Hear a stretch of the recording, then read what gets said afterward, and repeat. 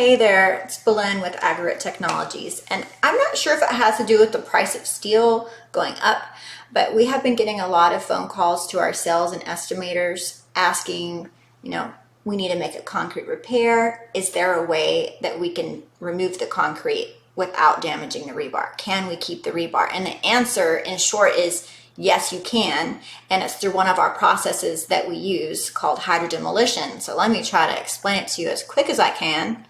Because who's got the time for a long video? So a HydroDemolition uses a jet of high pressure water that's directed at the surface where it removes the concrete. So it cleans and descales the rebar, but it doesn't damage it. So yes, you can keep the rebar.